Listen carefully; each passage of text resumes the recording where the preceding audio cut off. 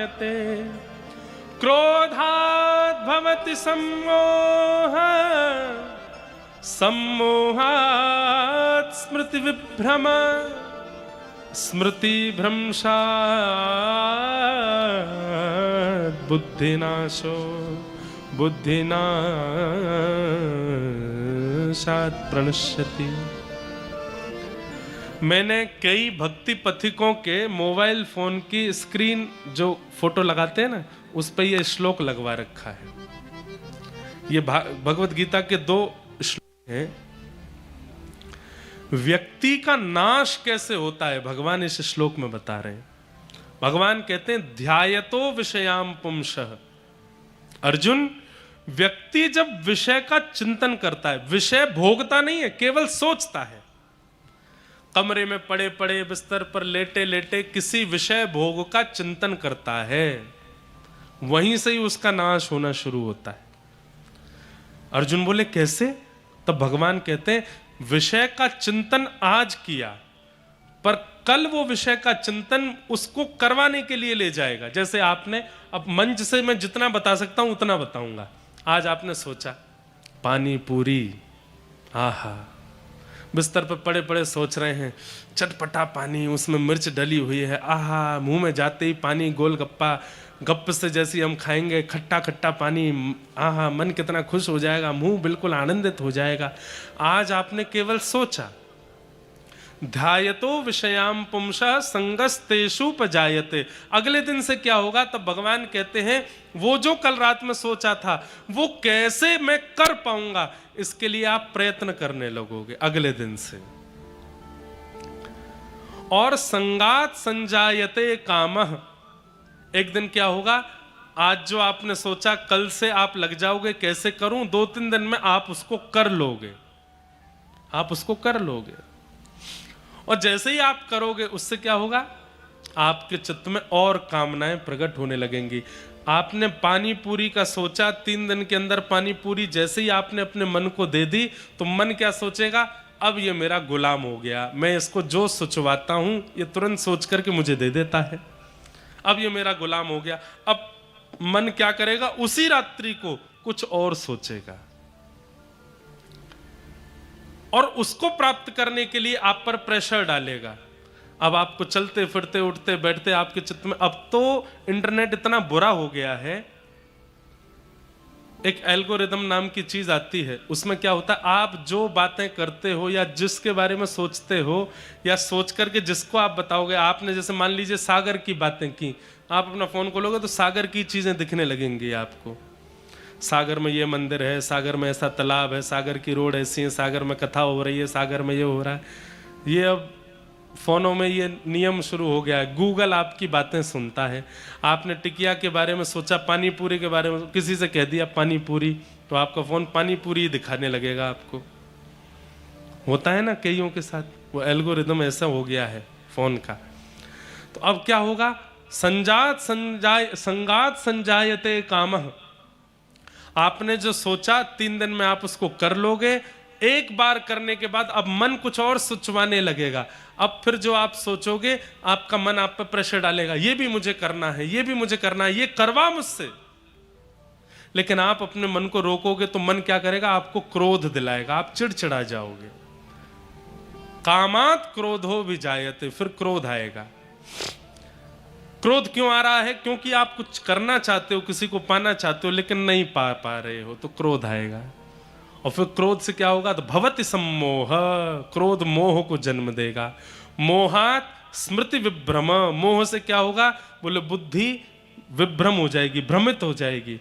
और स्मृति भ्रंशात बुद्धि नाश हो, फिर क्या होगा? बुद्धि का नाश होगा। और जैसे ही बुद्धि का नाश होगा, सब पता है आपको अच्छा क्या है, गलत क्या है, सही क्या है, गलत क्या है, ये अच्छा है, ये बुरा है, सब पता होगा, लेकिन फिर भी आप वो करोगे जिससे आपका नाश हो। और बुद्धि नाशात प्रश्यति, व्यक्ति का नाश हो जाएगा। इसलिए चिंतन से बचो, बुरे चिंतन से।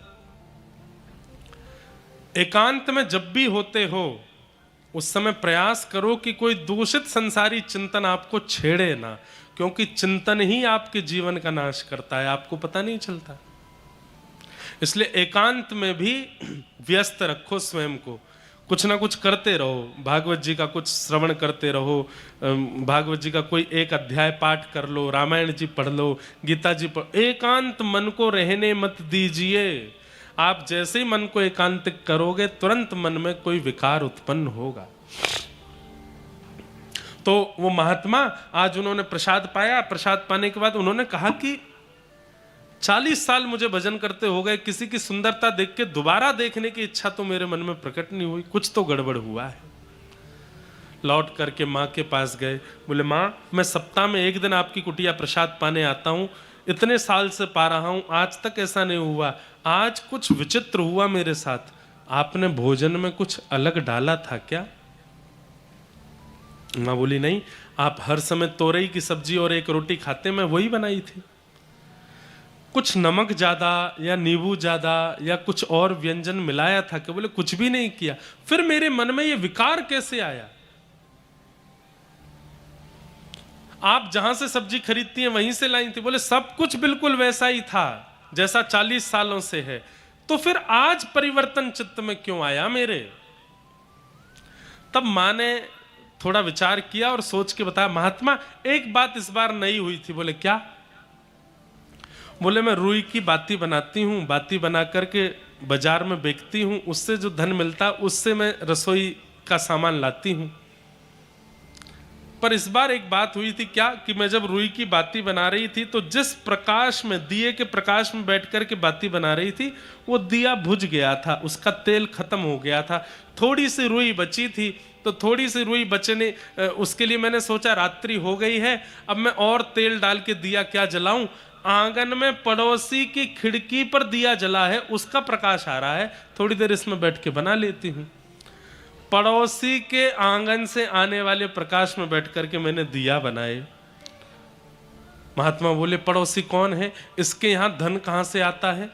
बोले पड़ोसी मैंने सुना है कि उसकी पत्नी बच्चे यहां रहते हैं, आदमी तो बाहर ही रहता है। क्यों? वो डाकू है, वो जगह जगह जाके चोरी चकारी करता है, उससे जो धन मिलता है उसी से उसका घर चलता है, महीना 2 महीना में एक बार आता है। महात्मा समझ गए, चोरी से कमाए गए धन से तेल खरीदा जाता है, उस तेल से दिया जलाया जाता है, उस तेल के दिया के प्रकाश में बैठ के आपने बाती बनाई और उस बाती को जाकर के बाजार में बेचा, उससे जो धन कमाया उससे सब्जी खरीद के आपने सिद्ध करके मुझे पवाई और मेरे मन में विकार आ गया। सोचिए, हम बच पा रहे होंगे कहीं भी? जहां इतना सा भाव चित्त में विकार ला सकता है तो हम तो आए दिन कुछ ना कुछ गलत कर रहे हैं, हम बच पा रहे होंगे? इसलिए अपने आप को दूध का धुला ना समझा जाए, ना अपने आप को दूध का धुला बहुत माना जाए। सबको पता है और सब जानते हैं कि संसार में विकार युक्त सब है, बस जितना हो सके प्रयास करो कि हम बचें विकारों से और विचारों से। कैसे बचा जा सकता है? 24 घंटा ठाकुर जी को देना प्रारंभ कर दो। कृष्ण मन कृष्ण तन कृष्ण ही हमारो धन। आज सुबह सुबह एक पंक्ति में पढ़ रहा था, किन की पंक्ति है मुझे नहीं पता, पर ये पंक्तियां बहुत सुंदर थी। वो 2 ही लाइन थी उसमें, तो मैं लिख के लाया कि अगर मन हुआ तो गाएंगे। अरे मन समल समल पग धरिए, अरे मन संभल संभल पग धरिए। इस जग में नहीं अपना कोई, इस जग में नहीं अपना कोई। भैया इतनी संख्या में हो, गाइए ना साथ में। इस जग में नहीं अपना कोई, इस जग में नहीं अपना कोई। और अगली बात तो इतनी सुंदर है, परछाई सो डरिए, परछाई सो डरिए। अपनी परछाई से भी डरिए। सूर्य के प्रकाश में जब अपनी परछाई को देखो तो उसको भी कह दो तू भी मेरी नहीं है, तू भी मेरे साथ नहीं। तो जब परछाई अपनी नहीं हो सकती तो और कौन अपना होगा? परछाई सो डरिए, अपनी ही परछाई से डरिए, कोई अपना नहीं है इस संसार में। दौलत शौरत कुटुंब कबीला इनसो नेह कबहू नहीं करिए, राम नाम सुख धाम जगत में सुमिरन कर भव तरिए। रे मन संभल संभल पग धरिए, रे मन संभल संभल। एक बात कहें बंधुओं, रोज पढ़ा कीजिए, कुछ ना कुछ पढ़ा कीजिए, और कुछ ऐसा पढ़िए जो आपको सिखाता हो। मैंने अनुभव किया है, आप दुखी रहना कम हो जाएगा आपका। दुख जीवन में नहीं आएगा ऐसा नहीं है, दुख तो आएगा, पर दुखी होना थोड़ा कम हो जाएगा अगर आप कुछ नित्य पढ़ते हैं तो। हमने कुछ समय से नियम बना लिया, हम रोज पढ़ते हैं कुछ। अब हम तो पढ़ते भी ऐसा है कि जो कुछ ना कुछ सिखाता ही है, ऐसा ही पढ़ना चाहिए। भक्तमाल जी पढ़ो, भागवत जी पढ़ो, रामायण पढ़ो, मानस पढ़ो, कभी किसी भक्त का चरित्र पढ़ो, जीवन गाथा पढ़ो, बहुत समझाता है। संसार की वस्तु पढ़ोगे तो संसार में और कैसे रमना है ये सिखाया जाएगा। किसी भक्त का चरित्र पढ़ोगे या भगवत वार्ताएं पढ़ोगे तो इस संसार से कैसे संभलना है, बचना है, ये सिखाया जाएगा। नित्य पढ़ो। निर्मत्सराणाम सताम, मात्सर्य दोष सबसे बड़ा दोष है, इससे बचने का प्रयास करो। विषय अधिकारी। अब तीसरी बात आती है संबंध। भागवत जी हमारा किससे संबंध कराती हैं? तब कहते हैं वैद्यम वास्तवमत्र वस्तु शिवदम। कथा सुनने के बाद ठाकुर जी से संबंध हो जाता है, ठाकुर जी कोई अपने से लगने लगते हैं। आप संबंध मत बनाइए, आप ठाकुर जी को लाला मत मानो, आप ठाकुर जी को बेटा मत मानो, आप ठाकुर जी को भैया मत मानो। ठाकुर जी को अधिकार दीजिए कि आप जो चाहो वो मुझे मान लीजिए। ठाकुर जी को अधिकार दीजिए, हे नाथ आप जो चाहो उस संबंध में मुझे स्वीकार करो। आज ही ठाकुर जी से कह दो हम आपके कौन हैं, ये आप ही हमें बताओ। देखना ठाकुर जी बताएंगे। और नित्य पूछो ठाकुर जी हम आपके कौन हैं। अगर भक्त भी हो तो भी ठाकुर जी बता देंगे। या तो किसी जैसे क्या होगा सुनिएगा, ठाकुर जी से कहो ठाकुर जी हम आपके कौन हैं हमें बताओ। उसी के भाव से नित्य भजन करो, ठाकुर जी हमें बताओ हम आपके कौन हैं। नित्य इसी भाव से नाम जप करो, इसी भाव से कथा सुनो, इसी भाव से 7 महीना 1 साल जब बीत जाएगा ना तो ठाकुर जी सांकेतिक रूप से बताएंगे कि आप कौन हो। 2 संकेत विशेष हैं, उनमें पहला संकेत क्या है? पहला संकेत तो ये कि स्वप्न में ठाकुर जी अनुभव करके बता देंगे। स्वप्न में ठाकुर जी उसी संबंध से आपको संबोधित कर देंगे। या तो आपको बोल देंगे अरे मेरे भैया, तो भैया कह के मानो ठाकुर जी कह रहे हैं वो आपके छोटे भाई हैं। मेरी मैया, मैया कह दें तो समझ जाओ ठाकुर जी कह रहे हैं मैं लाला हूं। ठाकुर जी कहते हैं बाबा तो समझो आप पिता हैं, वो पुत्र हैं। ठाकुर जी कहते हैं सखा तो समझो कि, और कहेंगे नहीं तो कई बार चित्रण दिखने लगेगा। मानो सुदामा चरित्र स्वप्न में दिख रहा है, श्री सुदामा जी के गले में गलवैयां डाले ठाकुर जी जा रहे हैं, यह भी एक संकेत है। ठाकुर जी आपको बता रहे हैं वो आपके सखा हैं। गोपियों के संग रास विहार स्वप्न में दिख रहा है तो समझो ठाकुर जी कह रहे हैं तुम प्रियतमा हो, मैं तुम्हारा प्रियतम हूं। पहला संकेत स्वप्न में ठाकुर जी लीला का अनुभव करा देंगे। दूसरा संकेत किसी आचार्य या किसी वैष्णव या किसी वृंदावन से संबंध रखने वाले महापुरुष से आपको वो संबोधित करवा देंगे। आपने उनको प्रणाम किया और प्रणाम करके उन्होंने आपको देख करके कुछ कह दिया, अरे मैया तुम तो बड़ी भोली हो। अब मैया उनके मुख से भी निकले तो भी ठाकुर जी का संकेत मानो। अरे लालू लाली तू तो बड़ी प्यारी है। लाली मतलब ठाकुर जी आपके गुरु हैं, आप उनके शिष्य हो या बालक हो। इस प्रकार से संकेत ठाकुर जी करा सकते हैं उस भाव में कि ठाकुर जी का आपसे संबंध क्या है। तीसरा संकेत और है क्या? कभी भी कथा सुनोगे, कभी भी कोई लीला सुनोगे, कभी भी कोई किताब पढ़ोगे, या कभी भी किसी भक्त से या वैष्णव से चर्चा करोगे तो एक ही चर्चा बार बार होती है। कथा सुनी तो उसमें रास का प्रसंग आता है, लीला देखने गए तो उसमें भी रास का प्रसंग आता है, किसी से वार्ता हुई तो भी रास की बात होती है, 4 कथाओं में गए, चारों कथाओं में रास की ही बात हुई, तो समझो ठाकुर जी गोपी भाव का संकेत कर रहे हैं। 4 वैष्णवों से मिले तो चारों वैष्णवों से एक ही संबंध की चर्चा हुई, यशोदा जी के संबंध की चर्चा हुई, तो तक समझो ठाकुर जी संकेत कर रहे हैं। वैद्यम वास्तवमत्र वस्तु शिवदम, ठाकुर जी से संबंध होना ये कथा का एक संकेत है, कथा का एक फल मान लीजिए कि ठाकुर जी के प्रति फिर भगवान की बुद्धि नहीं है, ठाकुर जी के प्रति कोई भगवत बुद्धि नहीं है, ठाकुर जी के प्रति अब अपनत्व की बुद्धि प्रकट हो चुकी है। कई लोग बोलते हैं हम मंदिर जाते हैं तो ठाकुर जी को देख के नेत्र सजल हो जाते हैं। नेत्र सजल क्यों होते हैं? हम कथा सुनने जाते हैं तो नेत्र सजल हो जाते हैं। हम किसी संत महापुरुष के दर्शन करते हैं तो हमारे नेत्र सजल हो जाते, क्यों? नेत्रों से आंसू क्यों आता है? कई जन्मों से बुला रहे हो, कोई तो नाता जरूर होगा।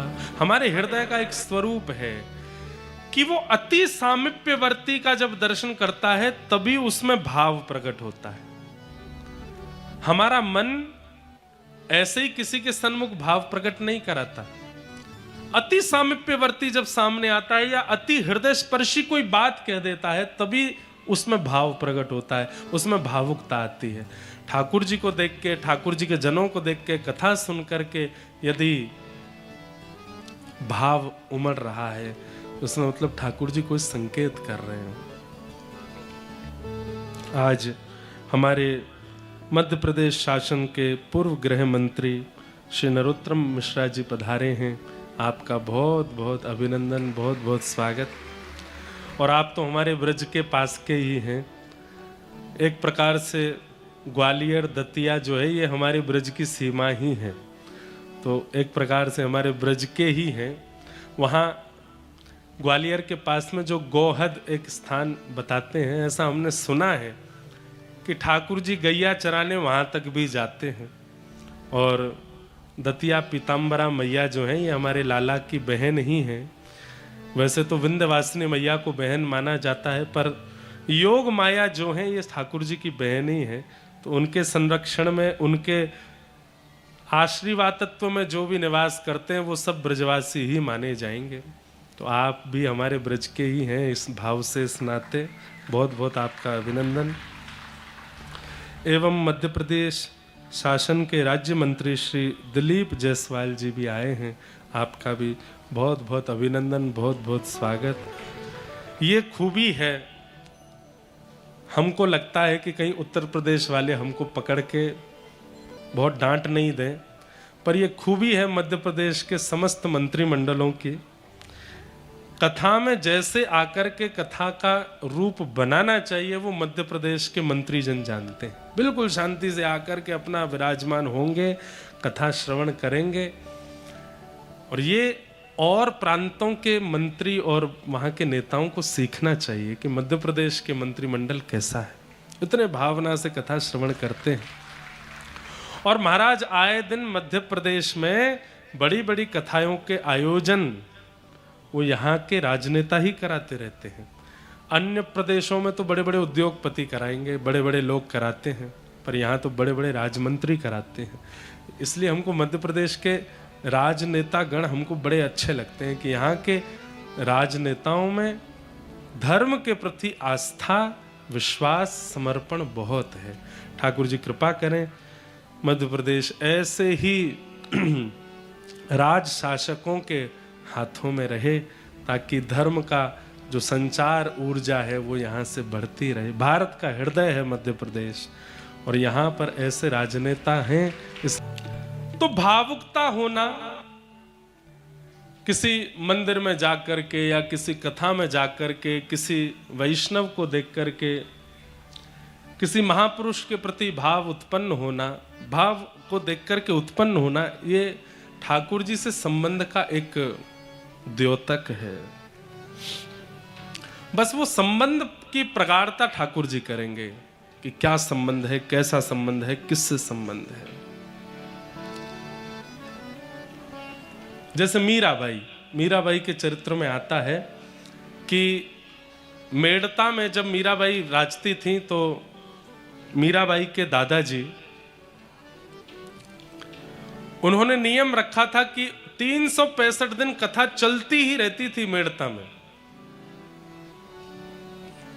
श्री राव दूदा जी, मीराबाई के दादाजी, उनका नाम था राव दूदा। उनका नियम था 365 दिन कथा चलती थी और मीराबाई बचपन से ही अपने दादाजी की उंगली पकड़ के जाती और कथा सुनती थी। पर कथा में एक विचित्रता होती थी। क्या, कथा शुरू होती और मीराबाई छोटी सी लाली, उसके नेत्रों से आंसू। घर परिवार के सब लोग पूछते, मीरा तू क्यों रोती है? मीराबाई बोलती, पता नहीं। राव दूदा जी बोलते, मीरा तू क्यों रोती है? तुझे कोई डांटता है, कोई मारता है? ये व्यास जी ने कुछ ऐसा कहा जिससे? बोले, पता नहीं मुझे क्यों रोना आता है। मंदिर जाती हूँ, संतों को देखती हूँ, कथा में जाती हूँ, मुझे रोना आता है। क्यों रोना आता है इसका मुझे नहीं पता। मीराबाई जब थोड़ी बड़ी हो गई तब उनके मन में ऐसी भावना उत्पन्न होने लगी कि व्यास जी जिनकी कथा सुनाते हैं, मंदिर में मैं जिनका दर्शन करती हूं, ये मुझे कब मिलेंगे। ये जिज्ञासा प्रकट होने लगी। और आज उन्होंने, जोशी जी नामक एक वक्ता जाते थे कथा सुनाने के लिए मेड़ता में, उन्होंने जाकर के जोशी जी से पूछा, जोशी जी मेरे मन में एक जिज्ञासा है। जोशी जी बोले, पूछो क्या बात है? बोले, आप जिनकी कथा सुनाते हो ये मेरे जीवन में कब आएंगे? बस उसी समय जोशी जी समझ गए और राव दूदा जी से कहा, आप बचपन से पूछते हैं कि मीरा क्यों रोती है, क्योंकि मीरा का ठाकुर जी से कोई संबंध है। और बाद में वो प्रमाणित हुआ, क्योंकि मीरा पूर्व जन्म में ठाकुर जी की एक सखी थी जिसका नाम था माधवी, और उसी को किसी कारण से श्राप लगा था कि उसको विरह सहना पड़ेगा, इसीलिए वही माधवी मीरा बनकर के आई और खूब विरह सहा। तो अनायास कथा में जाकर के, किसी वैष्णव को देख करके, मंदिर दर्शन करके आपके नेत्र सजल हो जाते हैं और आप स्वयं से पूछते हैं क्यों? तो उसका उत्तर यही है कि ठाकुर जी का आपसे कोई संबंध है और आपके किसी पूर्व में कोई अपराध के कारण आपको पुनर्जन्म लेना पड़ा है और आप पहचान नहीं पा रहे हैं कि वो संबंध क्या था। इसलिए भावुकता हो जाती है। तो जिनको भावुकता होती है वो बहुत सौभाग्यशाली हैं। ठाकुर जी को सजल नेत्रों से देखना चाहिए, ये तो शास्त्रीय बात है। सूखे नेत्रों से ठाकुर जी का दर्शन नहीं करना चाहिए। इसीलिए जगन्नाथपुरी में आज भी नियम है, कपूर पीस करके पुजारी रखते हैं। जैसे आप सामने जाते हो तो ऐसे कपूर लगा देते हैं आपकी आंखों में, अपने आप आपकी आंख जो है थोड़ी सजल हो जाती है। बोले ठाकुर जी को कठोर नेत्रों से मत देखो, सजल नेत्रों से देखो, भावुक नेत्रों से दर्शन करो। हमारे नेत्रों में आंसू आते नहीं, इसलिए कपूर लगा देते हैं वहां के पंडा पुजारी जो हैं। पर जिनके सहज ही नेत्रों से अश्रुपात हो रहा है वो सामान्य नहीं है, वो निश्चित ही भगवान से कोई संबंध उनका है। और वो संबंध क्या है ये आचार्य और गुरु कृपा करके स्पष्ट कर देंगे। श्री गोपाल भार्गव जी, आप भी पूर्व मंत्री हैं एवं वर्तमान विधायक हैं, आपका भी आगमन हुआ है। बहुत बहुत स्वागत, बहुत बहुत अभिनंदन।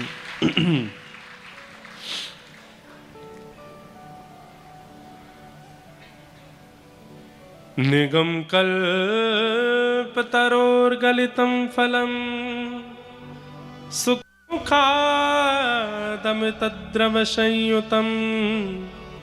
पिबत भागवतं रसमालयं मुहुर्हो रसिका भुवि भावुकाः बहुत सुंदर श्लोक है, भागवत जी का 3रा श्लोक। निगम कहते हैं वेद को, चारों वेदों के समूह को निगम कहते हैं। जैसे कई बार आप लोग आरती में भी गाते हैं आगम निगम, तो निगम का मतलब क्या है? ऋग्वेद, यजुर्वेद, सामवेद, अथर्ववेदों के समूह को निगम कहते हैं। तो निगम कल्पतरोर गलितम फलम, निगम रूपी कल्प वृक्ष का पका हुआ फल है श्रीमद् भागवत। चारों वेदों का सार है भागवत जी। यदि आप श्रीमद् भागवत का श्रवण करते हैं तो एक प्रकार से आपने समस्त वेदों का श्रवण कर लिया, समस्त वेदों का भाव सुन लिया। निगम कल्पतरोर गलितम फलम, और श्रीमद् भागवत क्या है? फल है। श्रीमद् भागवत फल है। इसका मतलब क्या है? फल कब मिलता है? प्रयास करने पर, प्रयत्न करने पर, पुण्य करने पर फल मिलता है। कथा सुनने को मिल रही है, कथा जीवन में हो रही है, इसका मतलब प्रयास किया जा चुका है, इसका मतलब प्रयत्न किया जा चुका है, पुण्य किया जा चुका है, उन सब का फल मिल रहा है कथा के रूप में। निगम कल्पतरोर गलितम फलम। आप लोग आज यहाँ कथा में बैठे हैं, सागर वाले तो कुछ ज्यादा ही पुण्य कर रहे हैं। पिछली बार कथा हुई थी तो आपके पुण्यों का फल मिला, 6 महीना में इतने पुण्य कर लिए कि फिर से कथा हो गई। अब आप लोग और ज्यादा करोगे तो और जल्दी हो जाएगी। निगम कल्पतरोर। अच्छा, हमारे अनुश्री जी और शैलेंद्र जी ये जब फोन करते हैं एक, महाराज जी अब सागर कब आ रहे हो? जिस दिन हम सागर से जाएंगे उसी दिन से ही पूछने लगते हैं कब आएंगे। मैंने अभी तो आके गए हैं। इनका बस चले तो ये हमको सागर से जाने ही नहीं दें, यहीं रख लें। पर एक कृपा है, सागर में गुप्त वृंदावन के रूप में श्री बिहारी जी तो यहाँ विराजते हैं, राधा वल्लभ जी विराजते हैं, श्री विट्ठल भगवान विराजते हैं। हम अभी अस्वस्थ हैं इसलिए 1-2 दिन तो अभी नहीं निकल पाए। जैसे ही नेक थोड़े तंदुरुस्त होंगे दौड़ दौड़ के जाएंगे, सब जगह प्रणाम करके आएंगे। और महाराज चिरौंजी की बर्फी की तो कहने क्या, मुझे किसी ने आकर के कह दिया, बोले महाराज जी चिरौंजी तो होती ही नहीं है इस बर्फी में। मैंने कहा है, बिना चिरौंजी की बर्फी है, लेकिन वो भी बड़ी स्वादिष्ट होती है।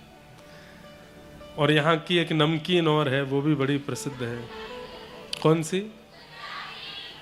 गुजराती, गुजराती नमकीन सागर में। वाह, गुजरात वालों को पता है ये बात। तो ये सब भी आप सब लोगों का सुख है। रात्रि में कभी कभी पिछली बार के हमको सारे दिन याद आ जाते हैं। रात्रि में चूल्हे पर भोजन किया था, बढ़िया बढ़िया। यहाँ की एक वस्तु हमको बड़ी पसंद आई, वो उसका नाम तो हमको नहीं पता। भोजन के साथ में तिल का कुछ खाते हैं। तिल की एक क्या है, बोहरा, बिजौरा, मिर्च खाते हैं, उसको भी तला करके बिजौरा, और ये सब भोजन भी बहुत स्वादिष्ट, बिल्कुल ग्राउंडेड भोजन है, मतलब हाईटेक नहीं है, जमीन से जुड़ा हुआ भोजन भी, सब आनंद है। बस जल्दी थोड़े न स्वस्थ हो जाएं, फिर देखो हमारे ऊधम फिर शुरू होंगे। सागर में खूब सुख मिलता है। तो निगम कल्प तरोर गलितम फलम, फल कैसे मिलता है? परिश्रम करने से फल मिलता है, पुण्य करने से फल मिलता है। कथा पुण्य नहीं है, कथा परिश्रम नहीं है, कथा फल है। कथा का होना फल की प्राप्ति होने के समान है। फल से कभी फल नहीं मांगा जाता। बीज बोया जाता है, बीज से फल मांगा जाता है, बीज से वृक्ष प्रकट होता है, वृक्ष से फल मांगा जाता है, वृक्ष से पत्ते प्रकट होते हैं, पत्तों से फल मांगा जाता है। फिर जब फल प्रकट हो जाता है, फल से फल नहीं मांगा जाता, फल से तो रस मांगा जाता है। फल से तो भूख की निवृत्ति मांगी जाती है, क्षुधा की निवृत्ति मांगी जाती है। फल क्या करता है? फल रस देता है और भूख को शांत करता है। फल शांति प्रदान करता है। फल से तो शांति की प्राप्ति की जाती है, और श्रीमद् भागवत फल है। इसलिए कथा से फल मत मांगो, कथा से शांति मांगो, कथा से शुद्धता मांगो, कथा से रस मांगो। अन्य फलों से रस मांगोगे तो रस मिलेगा, लेकिन श्रीमद् भागवत से रस मांगोगे तो रास राशेश्वर मिलेगा। रास राशेश्वर कौन है? ठाकुर जी है। रसो वैशः, रसों का समूह जो है वो रासेश्वर श्री कृष्ण। जैसे रस, फल में जो रस है, अब आम को ऊपर से खाओ, नीचे से खाओ, इधर से खाओ, उधर से खाओ, कहीं से भी खा लो, रस समान है। ऐसे श्रीमद् भागवत में भी रस है, और वो रस कौन है? रासेश्वर श्री कृष्ण रस है, प्रेम रस है। जहां से भी उसका आस्वादन करो वो मीठा ही लगता है, सुख देने वाला ही होता है। रसो वैशः सुख मुखादमृतद्रव संयुतम। सुखदेव जी के मुख लग जाने से ये भागवत रस कैसा हो गया है? अमृत तुल्य हो गया है। पिबत भागवतम रसमालयम। भागवत की कथा को सुनो मत तो क्या करो? बोले पियो, जीवन में उतारो।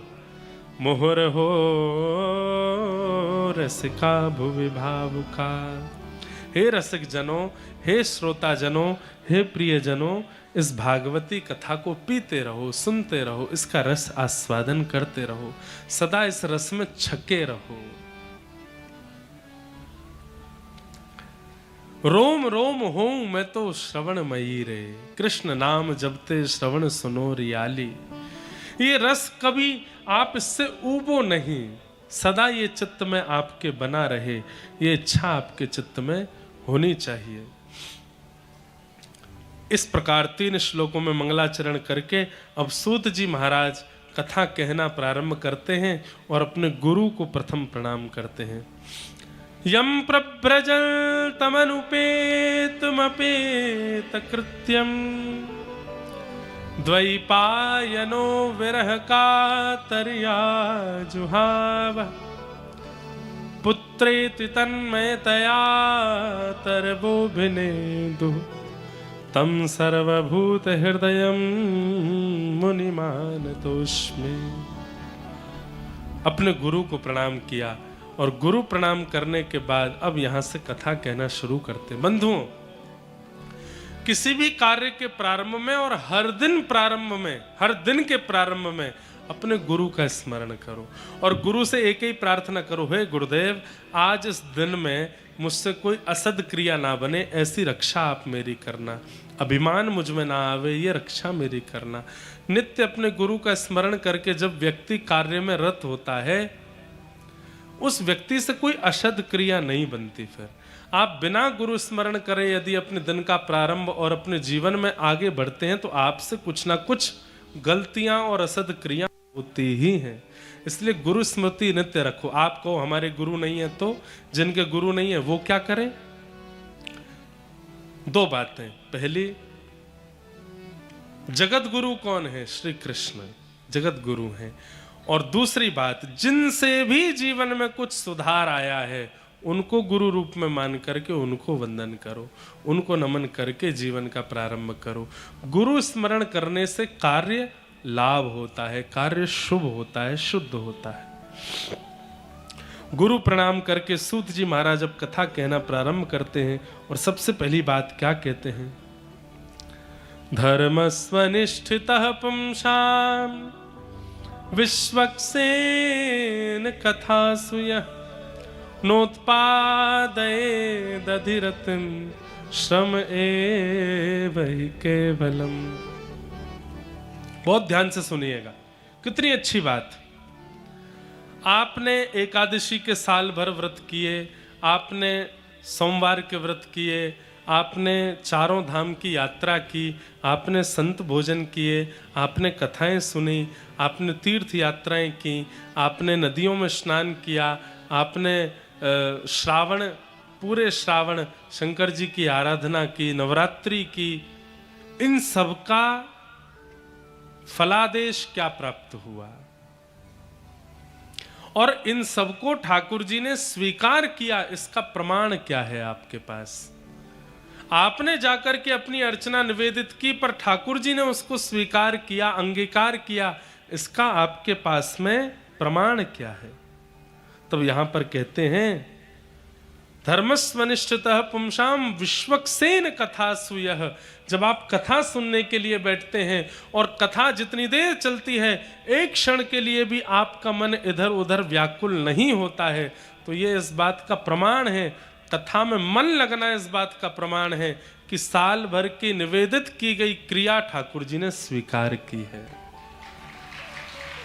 कथा में मन नहीं लग रहा, मन इधर उधर जा रहा है, पैर में दर्द हो रहा है, कमर में दर्द हो रहा है, भूख लग रही है, प्यास लग रही है, चाय की इच्छा हो रही है, मन हो रहा है कथा पूरी हो तो हम जाएं, नींद आ रही है, आदि आदि ये सब स्थितियां कथा में बनना।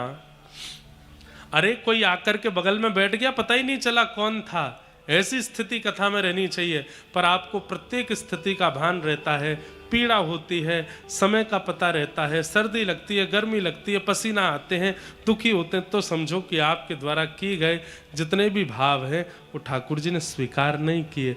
पर कथा में एक चित्त लगा करके बैठे और ऐसे निवृत्त होकर के कथा श्रवण करने लगे कि भूल गए कि 4 घंटे व्यतीत हो गए हैं। समझो आपके द्वारा प्रदान की गई समस्त क्रिया ठाकुर जी ने स्वीकार की और ठाकुर जी उससे प्रसन्न है, तभी कथा में चित्त लगता है। कथा में चित्त लगने का मतलब क्या है? ठाकुर जी चाहते हैं कि आप अपना कल्याण करो। और कथा में चित्त ना लगने का मतलब क्या? ठाकुर जी चाहते हैं भैया संसार कैसे चलेगा, लगे रहो संसार में, ज्यादा मन मत लगाओ कथा में। क्यों? मन कथा में नहीं लगेगा तो संसार के विषय विकार बनेंगे, तो बढ़िया है। ठाकुर जी को संसार की भी चिंता होती है कभी कभी। अब कभी एक कथा आती है, ध्यान से सुनिएगा। हमारे दक्षिण भारत में एक आचार्य चरण हुए, उनका नाम था रामानुजाचार्य, जिनकी परंपरा में हमारी दीक्षा है, रामानुज परंपरा। और रामानुज परंपरा में श्री रामानुजाचार्य जी के पूर्वाचार्य, उनसे भी पहले एक आचार्य हुए, उनका नाम था यामुनाचार्य। यहां पर भी एक दिन दीक्षा का क्रम होना है, पर वो कब होगा वो हम कल कथा में बता देंगे।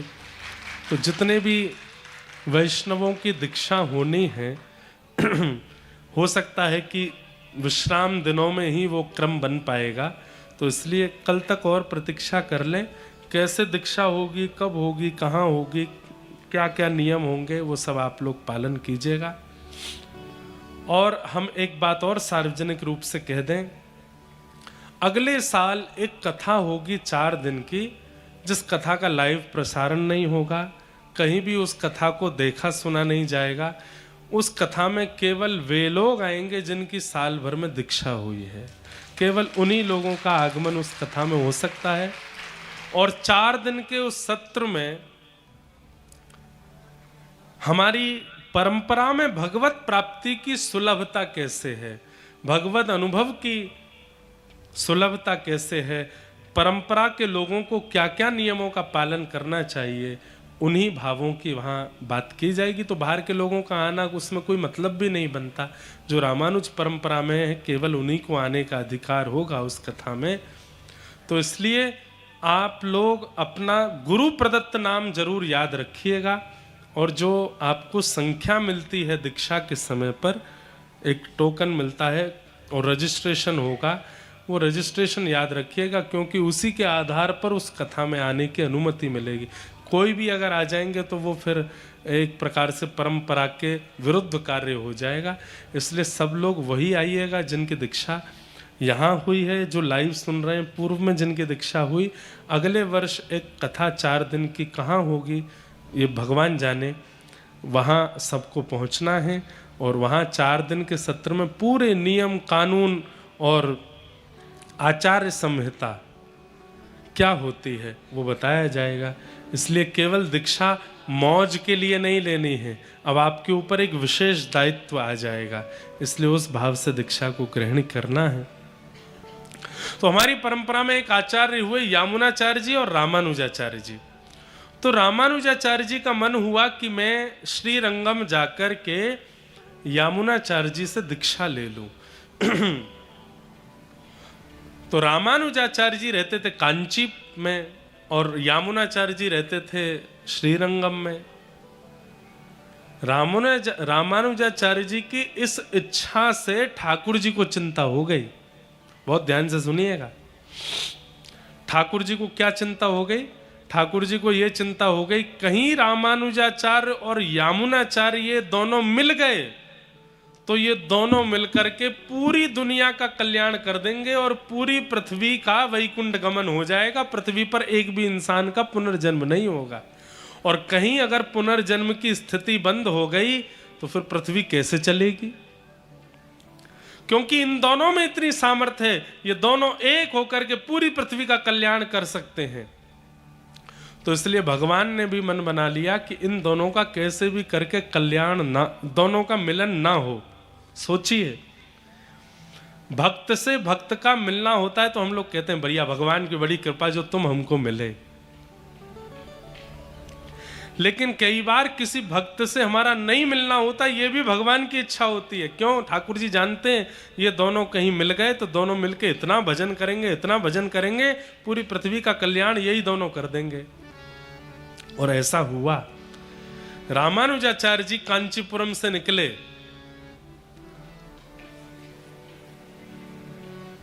तो यामुनाचार्य जी ने भगवान से प्रार्थना की कि भगवान, रामानुजाचार्य जी को मैं दीक्षा देना चाहता हूं। तो भगवान बोले 7 दिन बाद देना। बोले क्यों 7 दिन बाद क्यों? बोले 7 दिन हम कह रहे हैं इसलिए 7 दिन बाद देना। 7 दिन इसलिए भगवान ने चुने कि 2 दिन तो संदेशा भेजने में लगेगा और फिर 2 दिन संदेशा जो सुनाएगा उसके बाद आज्ञा लेकर के वो वहां से निकलेंगे 2 दिन बाद, और फिर 2 दिन उनको आने में लगेगा और 6 दिन पूरे होंगे तो 6 दिन बाद यामुनाचार्य जी का भगवत धाम गमन हो जाएगा।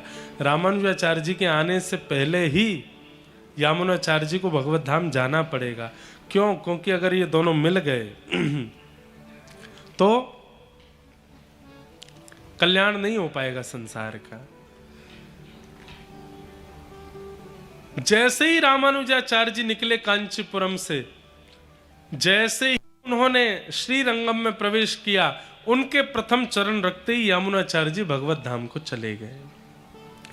रामानुजाचार्य जी ने जैसे ही आकर के देखा तो यामुनाचार्य जी तो भगवत धाम जा चुके थे।